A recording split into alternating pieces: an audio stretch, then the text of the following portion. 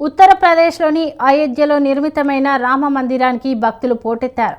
భక్తి శ్రద్ధలతో రామ్ అల్లల్లాను దర్శించుకుంటున్నారు. అయోధ్యాపురి మొత్తం భక్తులకు నిండిపోయింది. ఇసుక వేస్తే రాలనంత జనం ఉన్నారక్కడ. గడ్డ కట్టించే చలిని సైతం లెక్క చేయట్లేదు.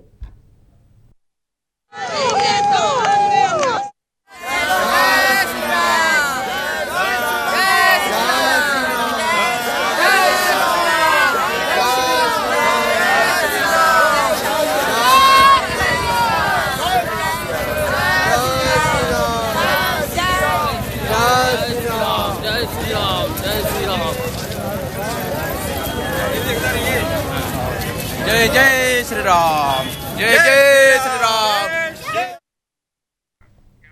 గతేడాది జనవరి 22న రామ మందిర ప్రారంభోత్సవం అంగరంగ వైభవంగా జరిగింది.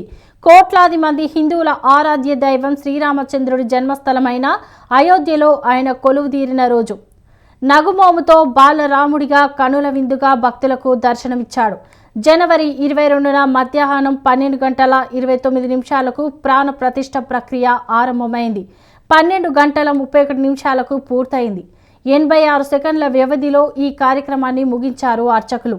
అభిజిత్ ముహూర్తంలో రామ్లల్లా విగ్రహానికి వేద మంత్రోచ్చారణల మధ్య ప్రాణ ప్రతిష్ఠ కార్యక్రమం జరిగింది.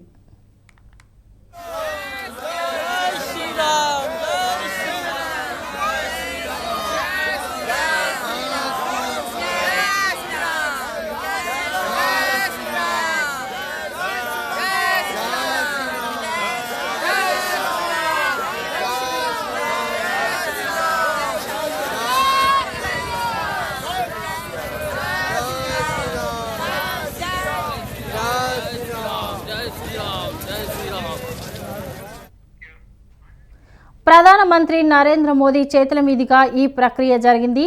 నేటితో ప్రాణ ప్రతిష్ఠ మహోత్సవానికి ఏడాది పూర్తయింది. గతేడాది జనవరి 22న విగ్రహ ప్రాణ ప్రతిష్ఠ జరగగా 10 రోజుల ముందే ఈ కార్యక్రమాన్ని నిర్వహిస్తోంది రామ జన్మభూమి తీర్థక్షేత్ర ట్రస్ట్. దీనికి కారణం హిందూ క్యాలెండర్ ప్రకారం అప్పటి ప్రాణ ప్రతిష్ఠ తిథి ముహూర్త లగ్నం ప్రకారం చూసుకుంటే ఆ శుభదినం నేడే.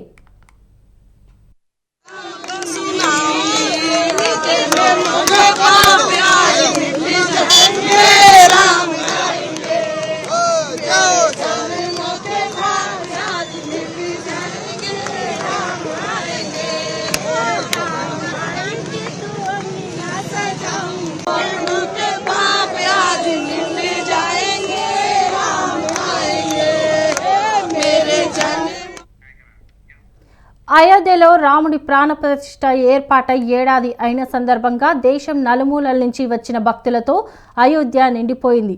బాలరాముడిని దర్శించుకోవడానికి ఆలయానికి పోటెత్తారు. అర్ధరాత్రి నుంచే ఆలయ ప్రాంగణం ముందు బారులు తీరారు.